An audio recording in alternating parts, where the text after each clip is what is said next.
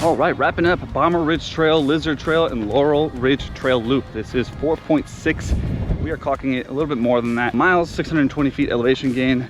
Takes about 2 hours to complete. Now, the big thing to note here is kid-friendly, but no dogs allowed. Getting here is very simple. You're gonna be off Ridge Park Road. You're gonna park anywhere around Coastal Peak Park. And there's a lot of parking on the street, and you're gonna wanna find somewhere there. It's a busy trail. There's a lot of people here, so we parked pretty far away. About a half mile just to get to the trailhead on our end. All right, let's get to the most important part, which is all the trail details that I've collected during this. As I mentioned, parking on the street, it is very busy. We walked about half a mile to get here. Just expect that, find somewhere ideally in the shade.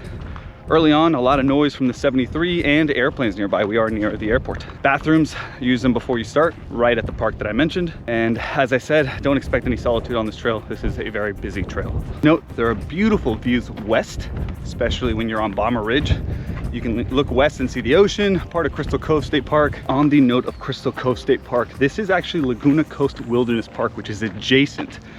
So there are some campgrounds and trails that you can make and trails that you can extend if you connect through both parks. Take a look at the map, figure out what's right for you. But just remember, there are no dogs allowed at either of these parks. Watch for bikers, that's a big one. This is part of the reason why I don't recommend this trail. There's been a ton of bikers, no bells. At some points it felt a little bit unsafe. Just know there's very little shade, most of it on Laurel Ridge and Lizard. But the rest of it is very wide open, and all bikers seem to be going clockwise. So if you're deciding between the two, you can go with traffic and go clockwise, or you can go counter. Just be careful. Like I said, there's a lot of bikers on this trail and it feels a bit unsafe. I'll see you guys next week.